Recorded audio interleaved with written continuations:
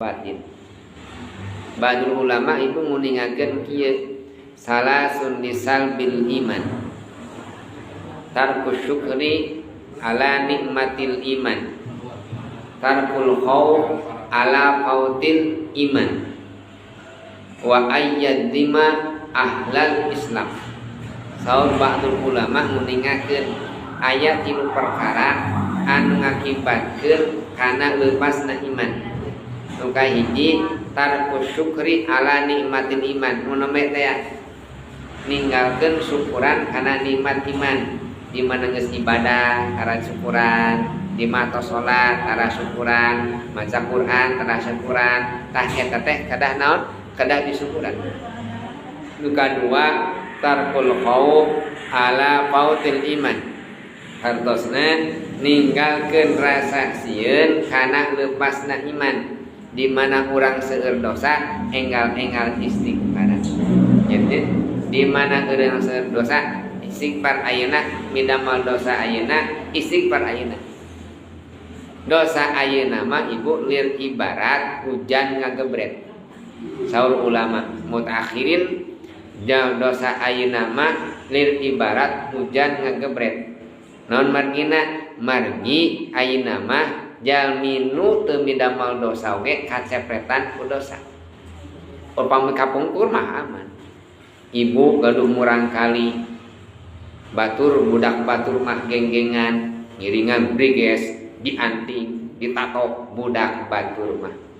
Cek ibu teh, alhamdulillah budak abdi mah bageut cicing wae di imah. Sakitu nya.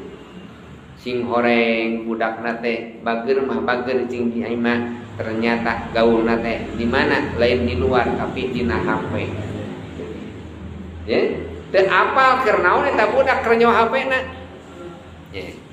Nu ayeuna kumaha? Gaulna murang kali teh dina HP-na. Robahna alakna murang kali tina HP-na. Da model kitu. Eta murang kali teh teu gaul jeung batur. Bager katinggalna tapi kacepretan dosa namanya gitu.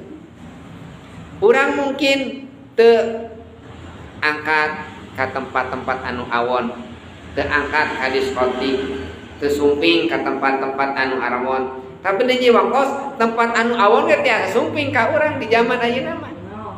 Numawi saur ulama teh kadah nyeurkeun istighfar. Margi naon? Dosa zaman ayeuna mah lir ibarat dosa hujan anu ngagebret. Jungjungan mah istighfar teh sadinten sawengi teh sabaraha kali? Minimal 70 kali. Aya sapaira nyebatkeun Kangjeng Nabi mah 100 kali. Padahal Kangjeng Nabi mah maksum tina dosa. Ari urang nu bolokot ku dosa, istighfar nu rajin we urang nu bolok ku dosa. Tarakirannya minimal rajin ya teh lohor 3 kali istighfar, asar 3 kali istighfar teh, maghrib 3 kali, isya 3 kali, subuh 3 kali. Jadi 5 kali 3 sabaraha? 15 kali urang mah ieu nu bolokot ku dosa. Numawi Kangjeng Rasul mah nyontohan teh istighfar teh minimal 70 kali. Margi istighfar eta anu tiasa ngahalangan kana dosa urang sadayana, nu tiasa mukakeun kana